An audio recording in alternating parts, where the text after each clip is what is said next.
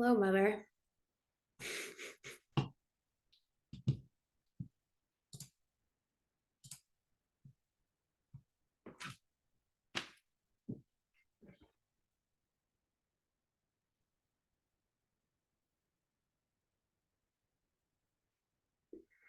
Yay, people are coming on.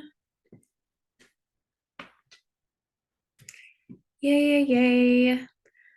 Thank you for joining me. Feel free to put your cameras on if you want. I never put my camera on when I'm on a Zoom meeting, so don't feel pressured. I just have to put that out there. I'm always the one who's like, no camera, please. But if you want to show your face, I would love to see your face too. Give it a couple of minutes. No camera, please. Totally fine. Totally fine. Yeah, Faith, I don't know if you caught it. I don't know if you were connected to audio yet, but when I was just saying, like, whenever I'm on one of these Zoom meetings, like last night I was on one and I never put my camera on. And I always feel a little bad because I know people like to have someone to look at and talk to, but since I'm presenting slides, like I'm not going to see you guys anyway, so it's totally fine. Yeah, I don't want to do that to anybody. I don't want to scare anybody off. Oh my god, stop. I'm still sweaty from working out, so Hey, good for you, good for you. I'm hiding my mess of a hair under this hat. This is the beauty of winter. Is everybody like, did anyone have to go out tonight or today? Like, I didn't have to drive anywhere, and I'm very fortunate for that. Like, feel free to put it in the chat if you had to go anywhere. Like, I don't even know how the roads are. I'm assuming they are not good. Like, Faith, do you know how the roads are? Obviously you do. yeah, it's really messy. It was really messy around our area. It was not good driving. Love it. Well, I'm glad you guys are here with me tonight. I was like, this couldn't have been a better night. Like, it's a snow day and don't go anywhere. Brittany, not good here in Illinois. Taryn, I had to drop off papers. I woke up from a nap and I was like, oh crap, it's snowing. Yeah, it was coming down so hard. I think it still is. It was so nice not having any snow on the ground yesterday, but here we are. Okay, we're 2 minutes in, so I'm just gonna get started because I have a lot to talk about. So I'm going to share my screen. Let's see. I'm always really bad at this. um, all right, let's just do this. You guys are gonna see. Oh, actually, you know what? Okay, I've got this. I got this. Um, can someone give me a thumbs up if you can see this? Yeah, we can see it. Okay, perfect. Thank you. Thank you. Okay.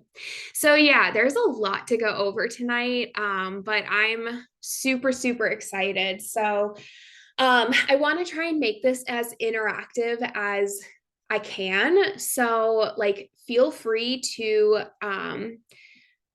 talk. Like that's okay. I can't actually see the chat box, which is annoying. I'm trying to see if there's any way that I can. I don't think there is. So I don't like that, but um I'm just hold on, I'm just trying to see. I'm sorry guys. I just want to see if I can. Yeah, I can't see the chat. That's so annoying. Okay. Well, I'm gonna have to like somehow check the chat box at some point. Anyways, okay. So we're just gonna dive right in. So what are we going to talk about tonight? So I want to talk about why most diets fail. How do you actually lose weight while you're eating the foods that you love? And why macros are better than just calories. How do I figure out what my macros should be? Am I even ready for a diet? The seasons of nutrition. So that's nutrition, like periodization, which obviously I'll go into. And then finally, 5 things to implement right now to start losing weight and just getting healthier in general. And then, of course, I have a bonus, like special offer for you at the end. Like, of course, I do. Just as a thank you for being here, because I appreciate it so much. Um, so I'm kind of curious, like, if anybody wants to share. I really wish I could. Oh, here we go. Okay. I wonder if I can get back in to see the chat. This is really important to me. Obviously, I don't even know how to stop this screen share. I feel so inapt right now. It like doesn't even give me the option to stop my screen share. So this will be interesting. Well, that's all right. Here we go. But I'm curious if you guys are super excited to learn about anything specific. You're going to have to unmute yourself and say it. And if you don't want to, that's okay too. But is there anything that you're like specifically excited to learn about?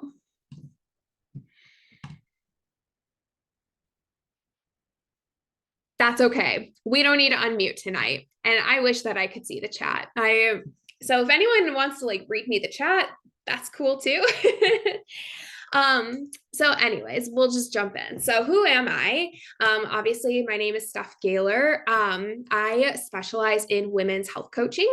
I have about 8 years of experience of coaching, total. So super embarrassing, but like I did start with Beachbody coaching back in the day.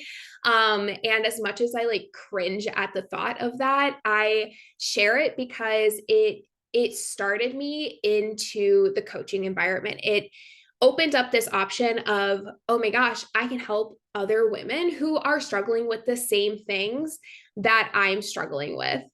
It said that you waved your hand, Mom. Yes, my mother is here, and I don't know what that means. So I'm just gonna carry on.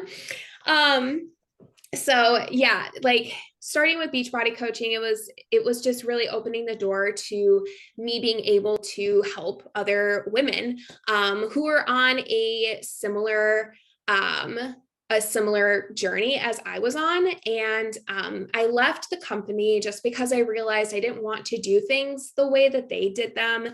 I still saw some flaws in it, even though there were obviously some really great things that they were implementing, but it wasn't how I wanted to coach. And so I left the company after I think I was only a coach for about 3 years. And then I went and got more education. So I got 3 different nutrition certifications, obviously my personal training certification. And I just like completely dove into everything that I didn't understand and I needed to understand so that I could help other people. So ultimately, I had a binge eating disorder, and I was able to come on the other side of that. So I'm really, really passionate about helping women create a healthy relationship with food. Why? What is happening? Mom, can you please stop drawing on my screen? I don't know how this is even possible. um, So I'm really passionate about helping women create a healthy relationship with food while achieving their physique goals and living their best life free from the control of food. Like I love doing that because we don't need to be controlled by food. We don't need to be in these restrictive diets. Like it is so possible to reach your physique goals, your weight loss goals, and still having a healthy relationship with food or starting to have a healthy relationship with food. And just as like a caveat, I have to say this, like if you do actually have an eating disorder, I am not qualified to help you with that, but I can definitely refer you to somebody who can.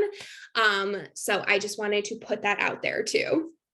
I am a cat mom to 2 fur babies. I love them to death. I don't even know how I would love a human child as much as my cats. And I'm a wife to my best friend. I'm a Swiftie. Don't know if there's other fellow Swifties in here.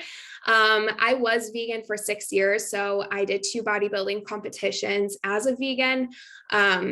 Really proud of that for the fact that people always say it's hard to get protein as a vegan, but I defeated the odds there. I'm just kidding. It wasn't that hard. But now I am mostly plant-based. I eat fish and eggs now, just for health reasons. I added those back in. But yes, I am still mostly plant-based. As I said, I was a competitive bodybuilder. And I don't know if anyone is familiar with the Enneagram, but I'm an Enneagram 3, wing 2. So if you're unfamiliar with it, it is just a personality, like categorizes your personality. So a 3, that is considered like the achiever. So somebody who just like sets goals and accomplishes them. But with the wing 2, that is a sprinkle of like being super empathetic and like a people pleaser, essentially. And it's really funny because my husband, he is an Enneagram 2, wing 3. So like we complement each other really nicely. And then I'm an Aries, if anyone cares about zodiac signs. Okay. I get really nervous with these, by the way. So like if I'm out of breath, it's because I'm nervous. um, so I wanted to kick it off with a client success story. I cannot believe that this is still on my screen. Like, can you guys see this right now? I am dying. Like where my mother somehow drew on the screen, it is still there. I don't know how to take it off. So that's fine. Okay, so I just wanted to share this client with you. She has been killing it. So I'm still working with her. But we've only been working together since I think it was September we started, maybe August, September. But she's down 18 pounds, and all we did was changed her nutrition. So we just kind of tightened things up for her, and we increased her daily movement, but she wasn't in a position to add exercise in. So we did all of this with just nutrition and just like increasing movement throughout the day. She was somebody who definitely restricted foods, and she dealt with a lot of like binge eating at night. So she hasn't had any of that happening, which is a huge win for her. And she doesn't like look at foods as good or bad anymore, and she incorporates like all foods into her diet. Now she craves water when she used to not even be able to drink 60 ounces, and now she's up to 120 ounces a day. That was huge. And she recently just went on vacation, and she just implemented everything that we have worked on throughout these last few months. So she was able to maintain her weight on this week-long cruise that she went on, which I was super jealous about. And she was able to, yeah, maintain her weight, and she still enjoyed all of the foods that were available to her. But, you know, she just practiced portion size, moderation, and just put everything that she has learned into practice. And so it was just really cool to watch her like thrive over these last few months. And then I just wanted to include some of these things that she said to me. I just thought they were really cool. So this was just about her vacation she went on. This one, Steph, I went out to dinner last night and had a few drinks and woke up this morning with my lowest weigh-in. This is not me promoting drinking alcohol and losing weight. Like, that's not what I'm trying to say here.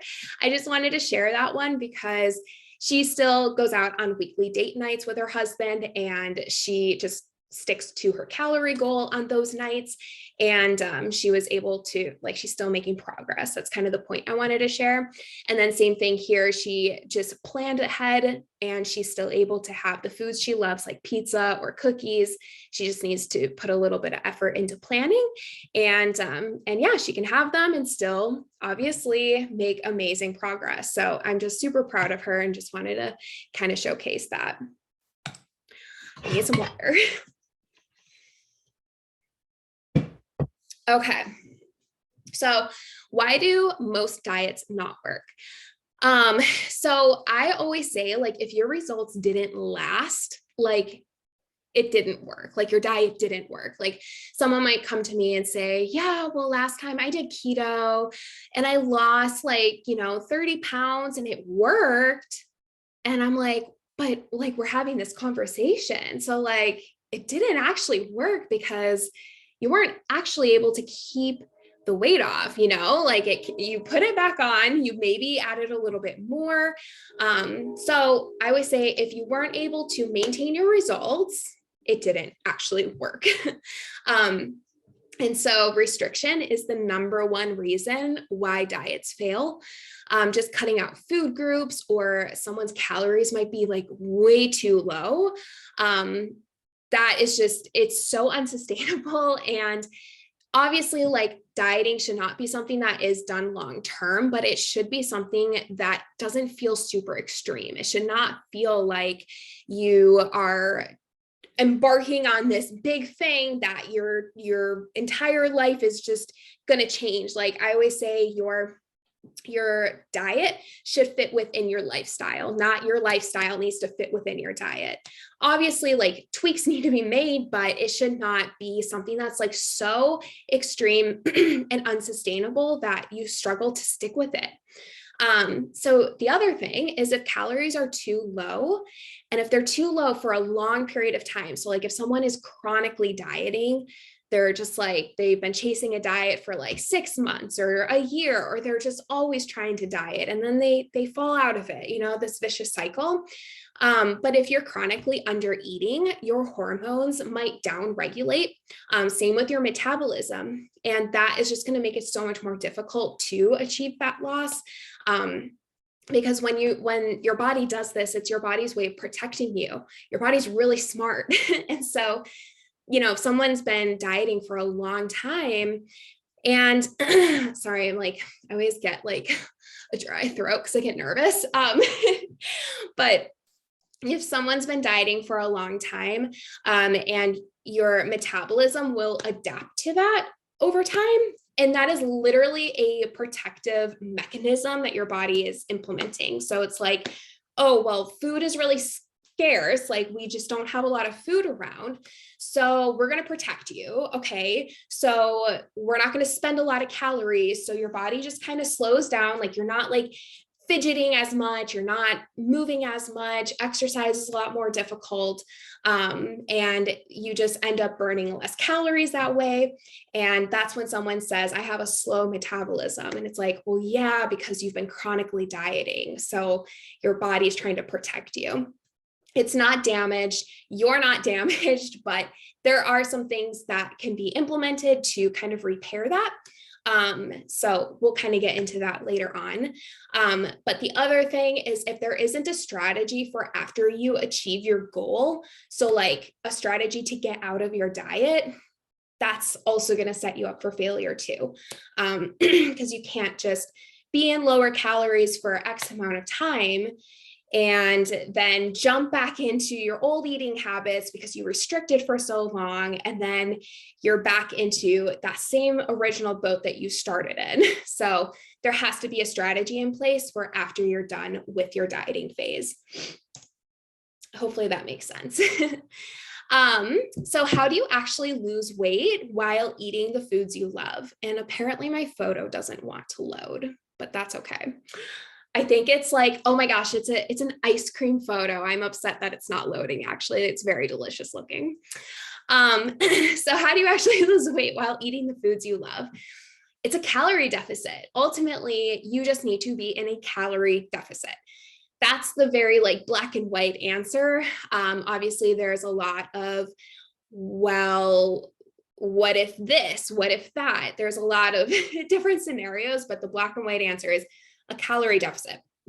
And so this is why for a lot of people, cutting out food groups actually works for them, because that way they're a lot more aware of labels.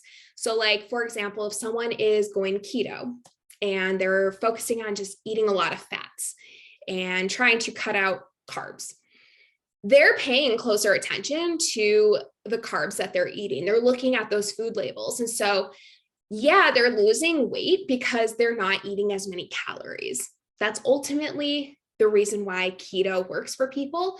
The only thing, and like, that's fine if that's like what works for you, but it has to work long-term. If that's not something that you can do long-term, it's not a good option for you. It has to be sustainable. So eating in a caloric surplus, that's what makes you gain fat. That is it. Fat will not make you fat. Certain foods will not make you fat. Carbs will not make you fat. None of those things are the enemy. It's simply just being in a calorie surplus. So you're eating more calories, you're taking more calories in than you're spending. And so tracking macros, which is what we're going to talk about, allows for so much more flexibility. An example I like to use is when I was in my competition prep this last time. In 2021, it was the last time I've dieted. See how long I've gone without a diet. I've gone a long time. But in 2021, when I was in prep, I was still eating all of my same foods. I just had to be a little bit smarter with it, have less like smaller portions. But I was still eating Oreos up until like my shows because I love Oreos so much. It's probably not the best way to spend your calories when you're really low calorie like I was. But my point with it is like, I can still have the foods that I love, even in extreme dieting measures like that, like a competition. But unless you're a competitor, you won't be in that situation. I just like to use that as kind of an example. Okay, so macros, why are they superior to calories? Let me get some water. Okay, so macros is short for macronutrients.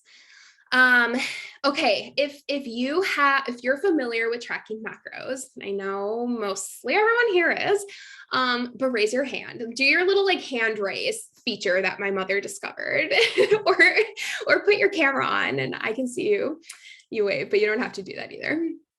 I don't know if you guys can see this, or a thumbs up. Yeah, any kind of like hand feature. I'd love to see if you're familiar with it. Yes, there we go. I hate that I can't see the chat, you guys. I'm like dying inside over this. Taryn, I know you are familiar with this, so don't worry about it. I'm just kind of curious about Anna, but that's okay. If you're not, like, that's what we're here to talk about. Okay, so macros is short for macronutrients. So what macronutrients are is that's going to be your protein, fats, and carbs. So these make up your calories. And so I wanted to break it down for you here. 1 gram of protein equals 4 calories. 1 gram of carbohydrates equals 4 calories. 1 gram of fat equals 9 calories. So fat is the most calorically dense macronutrient. So it's usually your lowest number. But this just shows that these macros make up your calories. So let's use something as an example. So like oatmeal packets. I think, yeah. So what brand is it? It's like Better Foods or something. I don't know. It's a oatmeal brand, but it's 120 calories in the packet. Those calories are made up of proteins, carbs, and fats. So if you look at the nutrition facts, I wish I put a picture in here of it. But if you look at the nutrition label, that's what you're looking for, is the protein, carbs, and the fats in it. But if you do the math, and not all nutrition labels are very accurate with this, but if you do the math, it's all of the like carbs, fats, and proteins should add up to the 120 calories. If you break down, like if it says like 35 grams of carbs, times that by 4, and then you do that with all the macros, that should add up to the total calories of the package. We're getting a little nerdy here, so hopefully this isn't like too overwhelming. I just wanted to help you understand that like when you're tracking calories, that's essentially what you're tracking. You're tracking the proteins, carbs, and fats, but by tracking just the protein, carbs, and fats, you're getting more in the nitty-gritty details. And I'll explain why that's still better. So this just allows for more flexibility with your nutrition, so you can eat more of the foods that you love and you don't need to restrict. The reason why we want to pay attention to carbs, fats, and protein especially, this is the most under-eaten macronutrient by far. Even if somebody is like, yeah, I'm focusing on eating protein. And even if they don't have like muscle building goals, like that's okay. But somebody who is eating 2,000 calories of mostly fats and carbs, their body composition is going to look a lot different than somebody who is eating the same amount of calories, but focusing in on their protein intake. And excuse me, and making sure that that is high enough.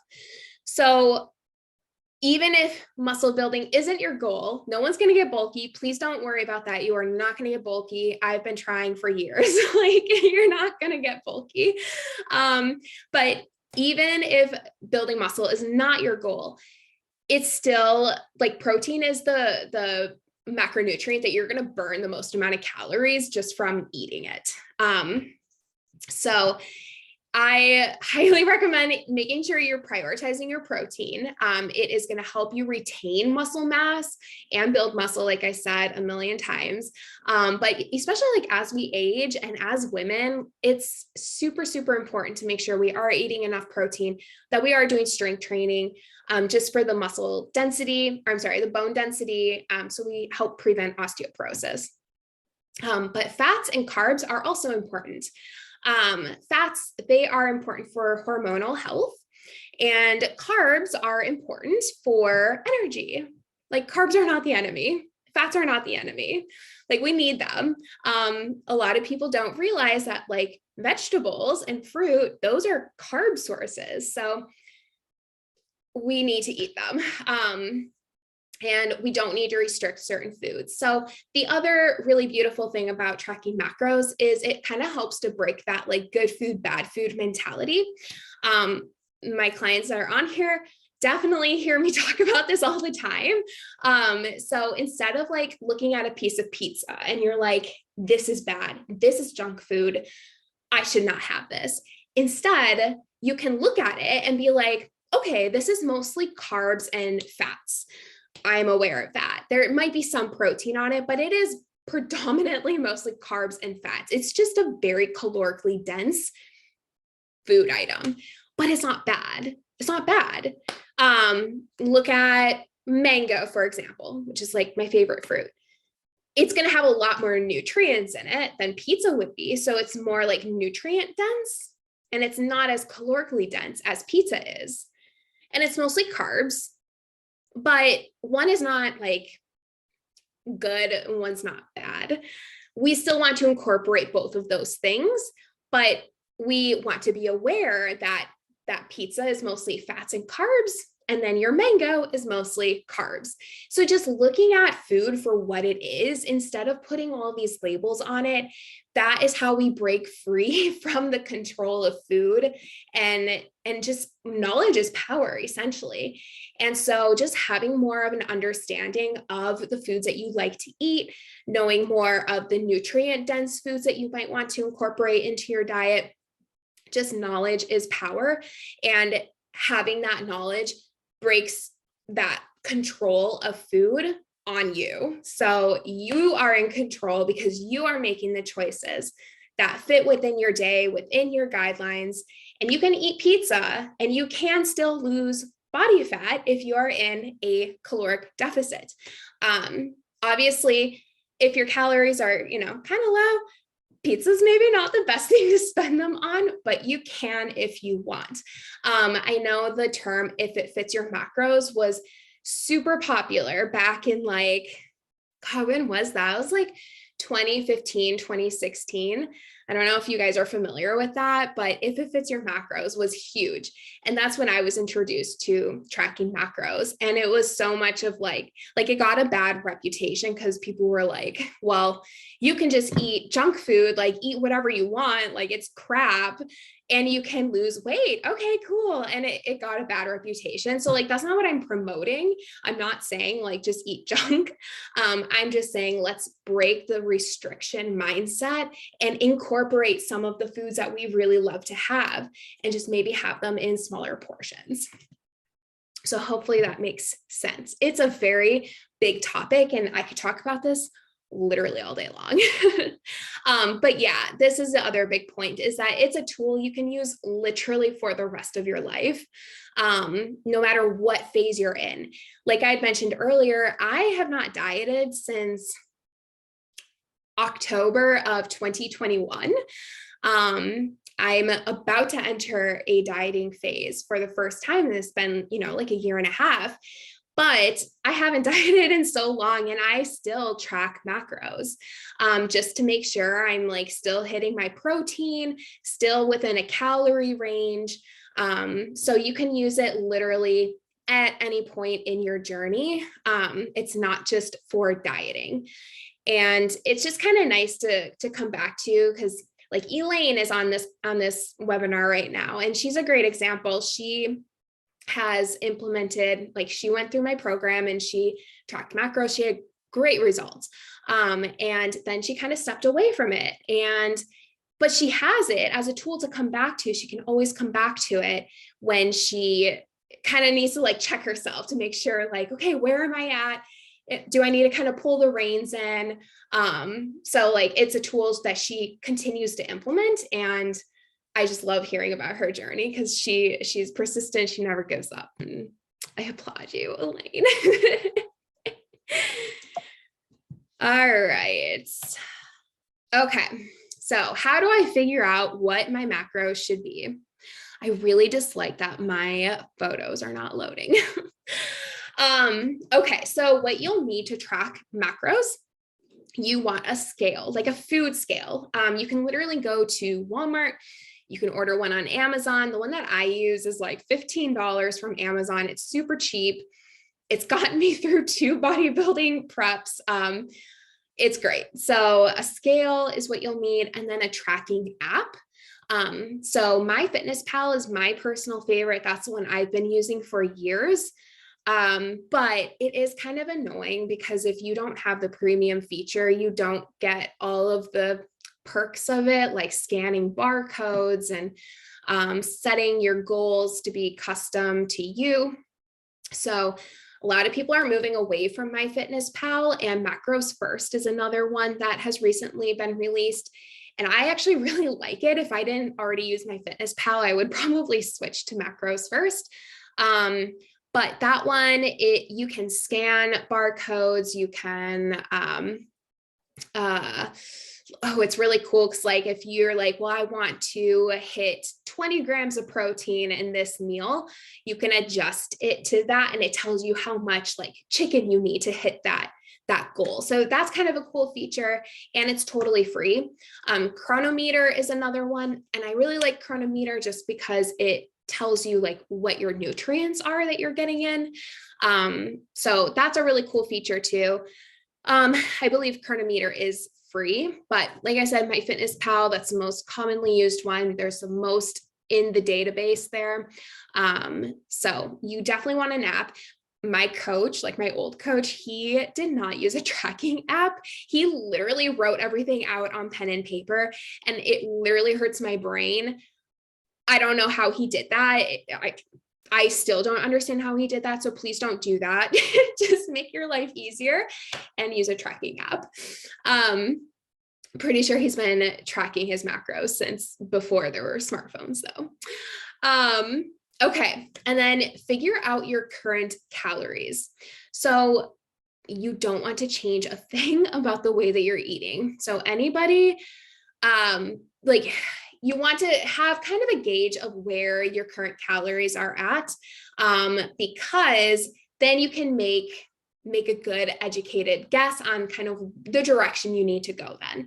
So track your intake for about 2 weeks, log it as accurately as possible, but do not change a thing about the way you're eating. I know it is so easy to be like, oh my God, it tells me I'm like way over on my carbs, and like it's going to, because the moment you set up your account, it's going to tell you to eat like probably like 1,200 calories, but you definitely want to be eating more than 1,200 calories. Nobody should be eating that if you're like wanting to go into a dieting phase.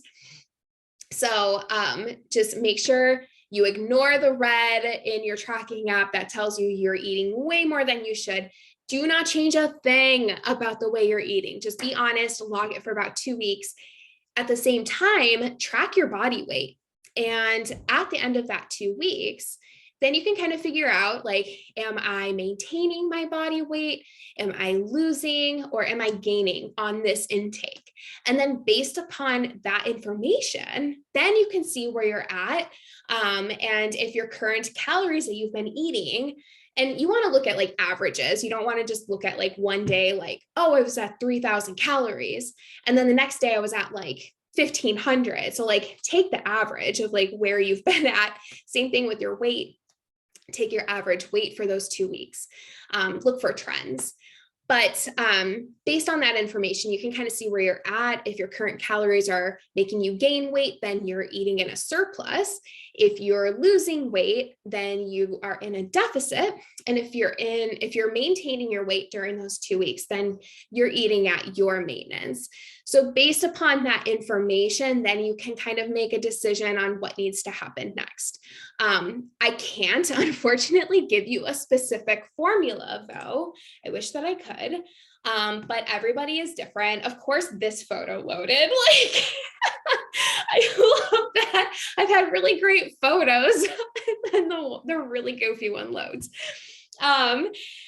But yeah, everybody is different. And I know that that is literally the most annoying answer in the fitness industry, but it's true. I can't just like tell you this very specific formula is what you should do because, well, I'll get into that in literally a second.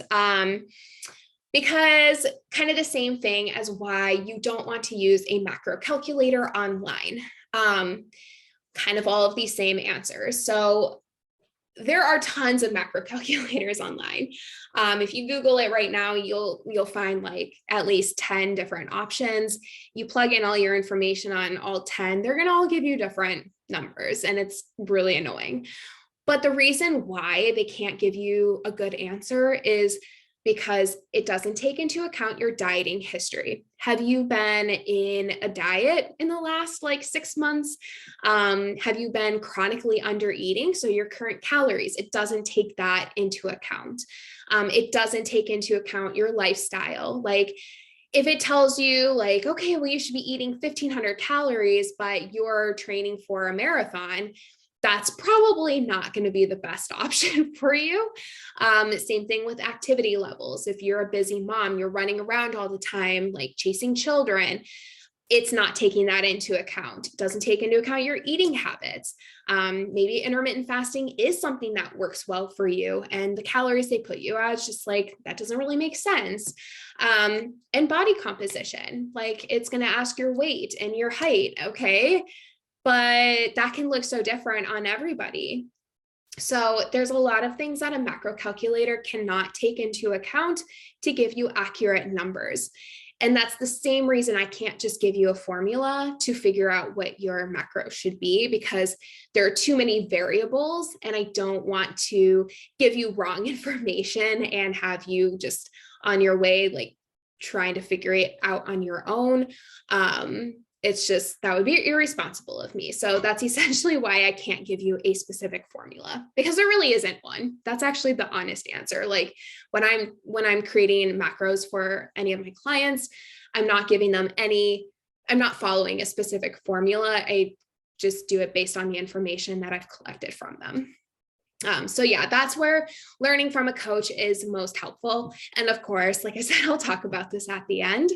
But yeah, it's tough and it's annoying, but it's just one of those things where like, once you learn it, you understand it, you'll have a better idea of how to like create those numbers on your own in the future. I always think I can hit the arrow and it'll advance me, but it doesn't. I have to click on it. Okay. I feel like I've gone over a lot of information. Oh yeah, we're like kind of running out of time. We're getting there. We're getting there.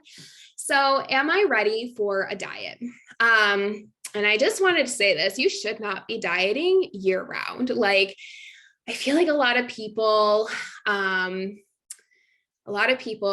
are always chasing a diet. They're like, okay, I'm just constantly trying to lose weight.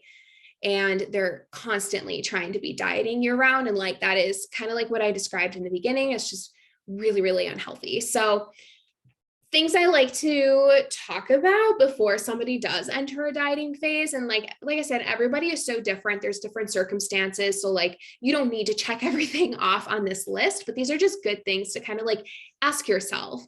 Have you dieted for the last 3 months? If you haven't, great.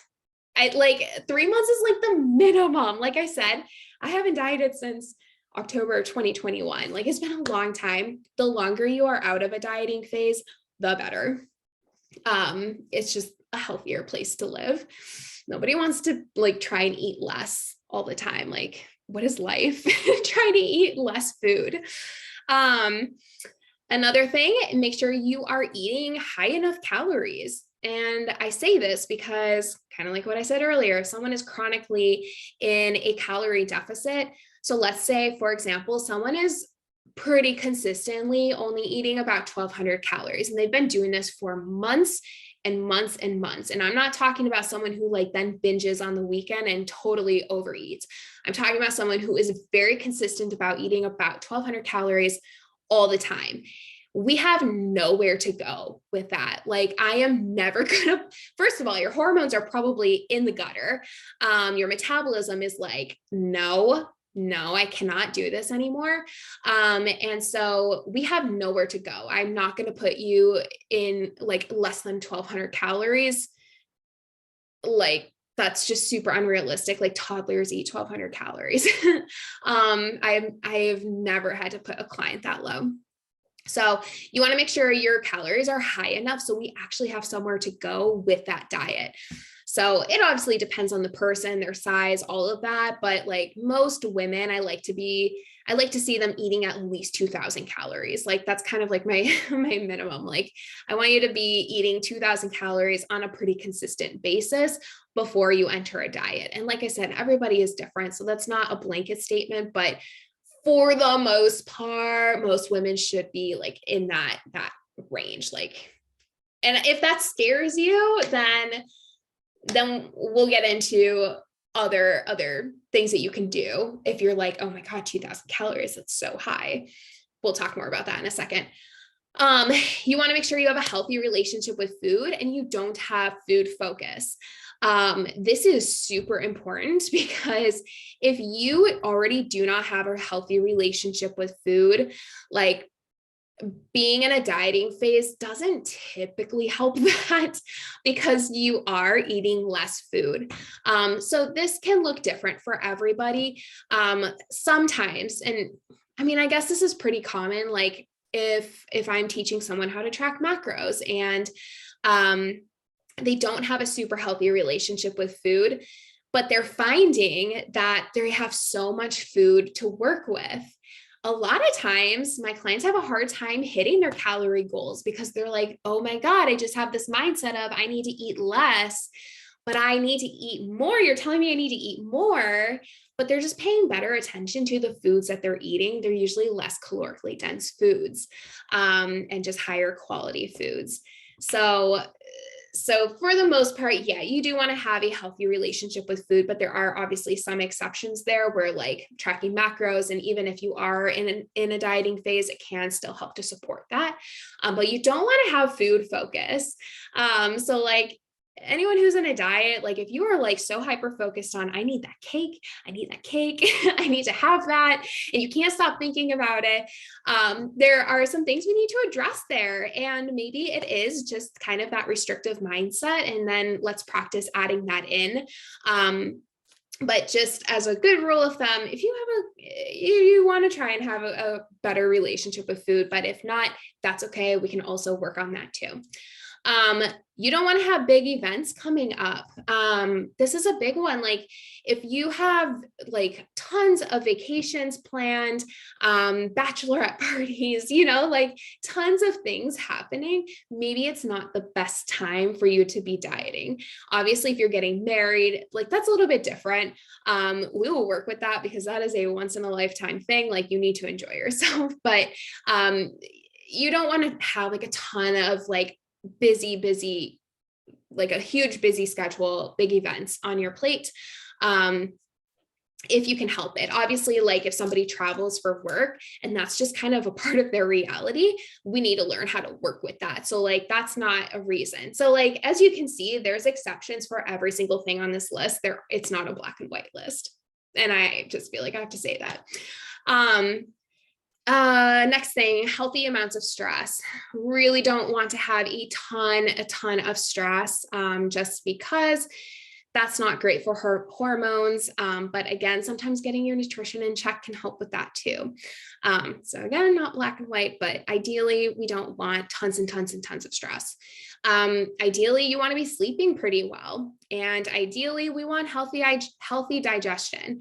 And again, sometimes making those healthy changes can help improve those things. So not black and white, but those are things that like ideally we want all of those things checked off before entering a dieting phase. Now we're going to get into a couple other options in a second. So I forgot I had this. Oh no, my pictures aren't loading for this. It was a really cool before and after. I wonder if I exit out, if it'll load.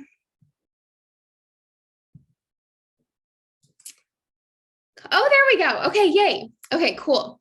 I'll just leave it here. That's fine. Okay, so client success story. I have to share this. This is one of my old clients. So she came to me very much under eating and she was training for a marathon. So between these photos, there's only a 3-pound loss and she was increasing the amount of food that she ate from here to here. So we had to put her through a reverse diet because she just was not eating enough. And this was kind of where she was at before. She was really fearful of food. She definitely underate, like I said. Her runs were not good. Like her training was just not good because she was under fueled. So she learned how to eat to fuel her body and to not fear carbs. And the biggest change, honestly, is that we added in a lot more protein than what she was used to having. And so like this was crazy. This was such a cool transformation. And then she just shared this. This helped me change the way my brain thinks about food and eating. While I still have a tiny voice that says, don't eat, I have a louder voice telling me I have to fuel and to just eat better foods. I feel good about my body, and that's a huge change. So that was really cool to help her through that reverse diet. It was very challenging. It was very mentally challenging for her, but as you can see, she pulled through it and she did great. And she did add in strength training as well. So that's an important piece for when you are reverse dieting. And I'll explain what reverse dieting is, but essentially it's adding in more food slowly. So I'll get into that in just a second. So yes, seasons of nutrition. And this is kind of like what I was saying of like, you shouldn't be dieting all the time. These are your other options. So like dieting, this is really where you should be the least amount of time. Like you should not be spending so much time in a diet. I would like to see someone here, not that much, in the grand scheme of things. Obviously, if someone has a lot more to lose to get to a healthy place, then we can kind of break up that dieting phase and implement some of these things that I'm going to describe to you. So the reverse diet, this is where you slowly work your calories up from being very, very low, or just when you're coming out of a dieting phase and you like the composition you're at. Then we slowly work calories up to get them to a higher, more sustainable place. And the reason you do it very slowly is because the metabolism starts to adapt to those higher calories. And the goal is to not put on much body fat while you increase those calories. So that's why it's done really slowly. Again, Elaine is a beautiful example of this because she went through a whole dieting phase and then we worked her through a reverse diet. So when she like graduated from the program, she was in such a great place because she had kind of come full circle and she went through that entire process.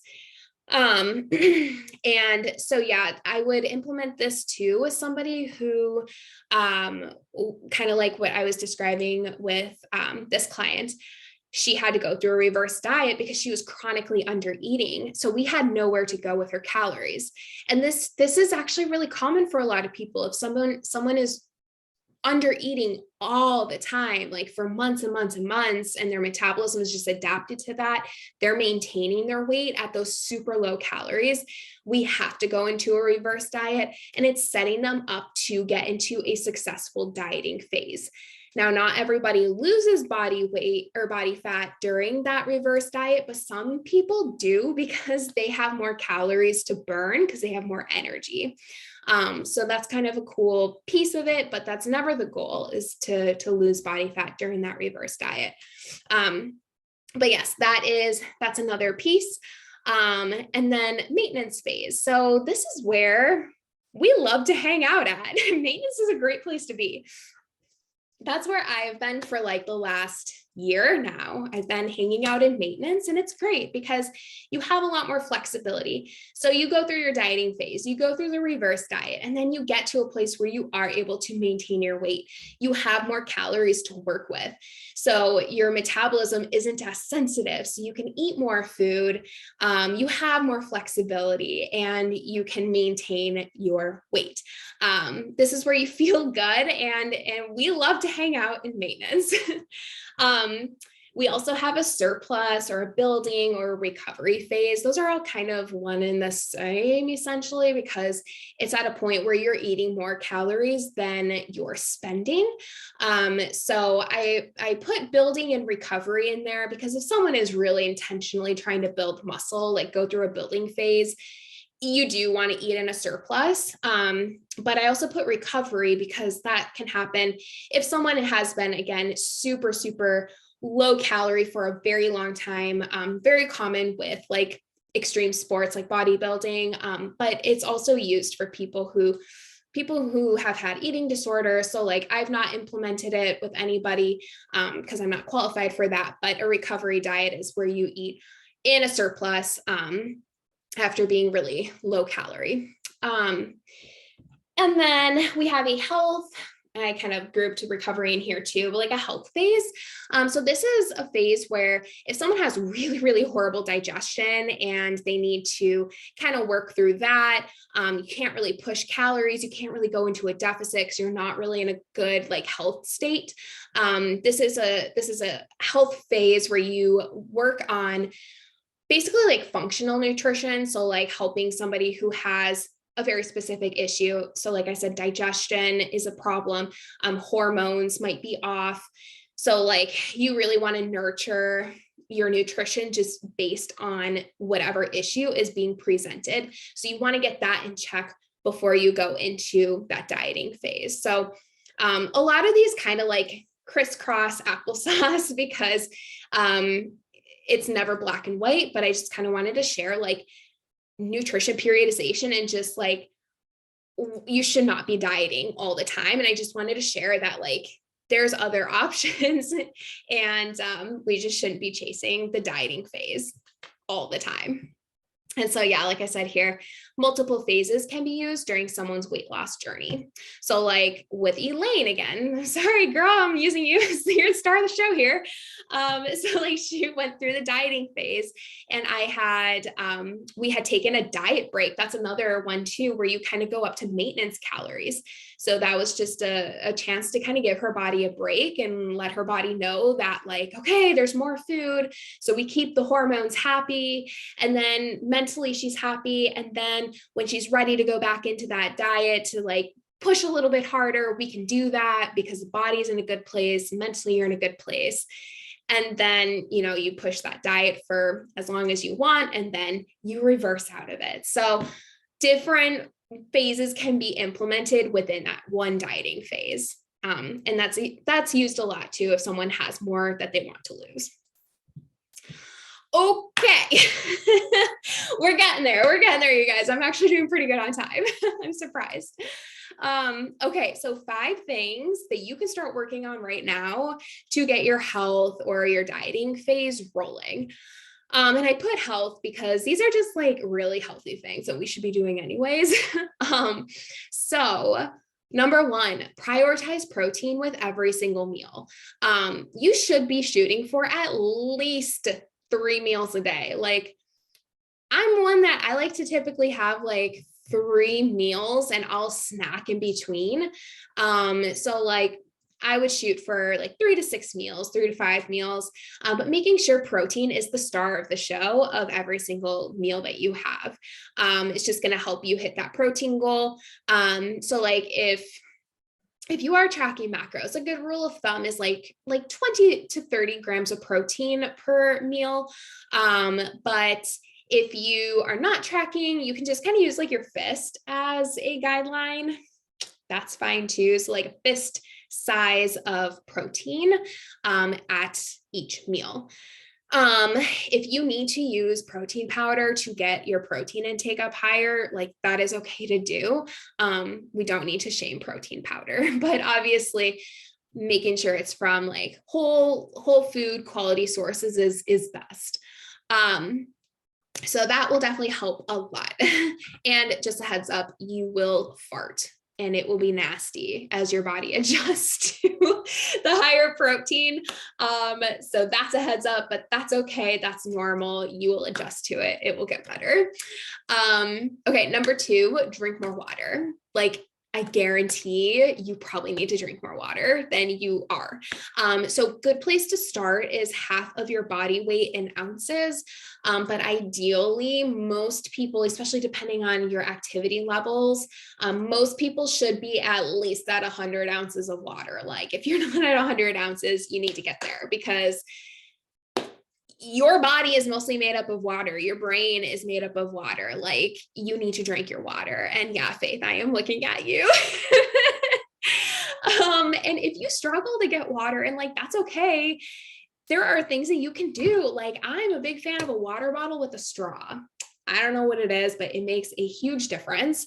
And you can flavor your water with like electrolytes. Noon tablets are really popular. You can use that. You could even use like liquid aminos if you want, or not liquid aminos. Oh my gosh, do not use that. That would be super gross. Amino acids. Amino acids. You can put that in your water if you want to flavor it. That's fine too. Lemon water. Salt your water though. Like if you're drinking that much water, you want to make sure you're putting some salt in it just to help with the absorption. I don't know if you could hear that. There is a train. We live very close to a railroad track and the train comes by very often. Anyways, number 3, move your body more. So you don't need to do a bunch of cardio. Like you do not need to do that. Set a realistic step goal for you. So like if you typically have like 3,000 steps on a normal basis, if you work from home, that's pretty standard. Then challenge yourself to do 4,000 steps. Challenge yourself to get 5,000 steps. Like just pick a little bit higher of a number than what's natural for you. Excuse me. Something that's going to challenge you. Get your body moving. And then once you feel like you're accomplishing that, like no problem, then add on another 1,000. Like a good rule of thumb is every 10 minutes you're walking, it's about 1,000 steps. So go for a walk outside. Not today, probably, but as it gets warmer, it'll be easier. And then pick up weights and add in resistance training. Like that is so good for you. Like I said earlier in this, especially as women, like we want to make sure we are adding in resistance training to help fight osteoporosis as we get older.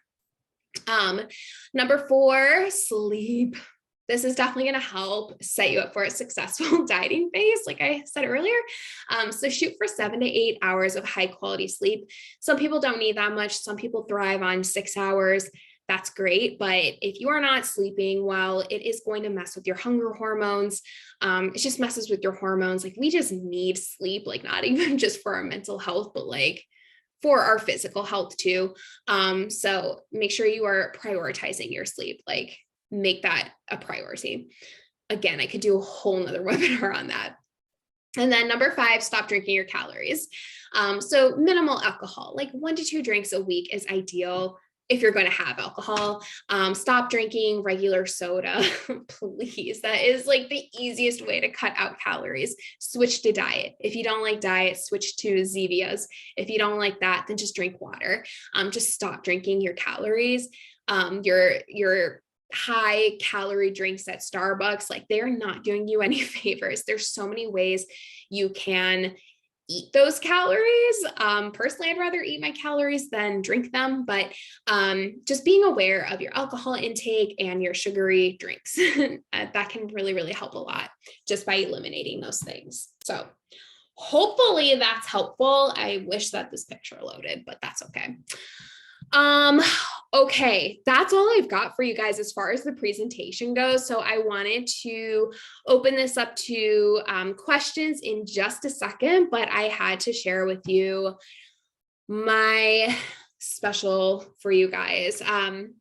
So I just wanted to let you know I am opening up 5 private coaching spots, which I'm really, really excited about. And coaching is very specific to you. Everything is customized to you. I never hand out the same program to anybody else. If you ask other people, like I probably spend too much time on my program creation for each client because I want it to be so specific and perfect for you. So everything that you get customized macros, you get a customized training plan with your with instructional videos, and the training plan can be written for a gym or at home. I'll give you access to recipes. I'll look at your training videos to make sure you're doing the exercises properly. And then the accountability piece, we have check-ins every single week. Every other week we'll get on a call just like this, you and me, and we'll chat and talk about how things went for you in this previous week, and celebrate the wins together. There's also a community aspect of other women who are on the same journey as you, and you get access to my app for that. And then private messaging on the app too, that you can ask me any questions anytime. And then, yeah, constant support, encouragement, education. As you can tell, I am a big fan of. So I do continued education just so you understand the why of every single thing that we are doing. Because I never want you to have to feel like you have to go through another like dieting program again. So I just wanted to let you guys know that I am opening up those 5 coaching spots. So my gift, I love that this did load. Don't sleep on this. That was my joke. I thought I was hilarious when I did that. But my gift to you is a free 30-minute strategy call. So we can get on a call and we can go over your specific goals and roadmap, like a plan of how to get there. And then, if you decide that you are ready to get started and you want to start coaching together, I want to give you a free additional month of coaching added on to whichever program you feel like is best for you, and we can decide that together. So the way to lock that in is to fill out the inquiry form within 72 hours. So it's this bad boy here. I will put that in the chat when I can find the chat. Otherwise, if you can see that, you can write that down. I'm also sending out an email after this tonight, so it will also be in the email. So don't worry, it's there too. And then I just wanted to thank you for showing up. Thank you so much for being here. Thank you for staying this entire hour. Like, you guys don't know how much it means to me that you came and you stuck with me. And I really hope that this was helpful. And I actually feel like an idiot because now I can see the chat box. I just had to look at my other screen. That's amazing. So I'm done sharing my screen now. Thank you, Faith. Thank you for saying good info. Does anyone have any questions? Like, I will open this up for any questions. You can type them. Don't feel like you, now that I can see the chat box, I feel like an idiot, you guys. It was literally there the whole time. Oh my gosh, Anna, thank you so much. I'm so glad Lindsay. Oh, good. I love Lindsay. Yes. Thank you for being here, Anna. That's so great. I'm glad that this was helpful. All right. Well, if you guys have any other questions, you know where to find me. But thank you again for being here. Thank you, Mother. And I will talk to you guys later. Have a great night.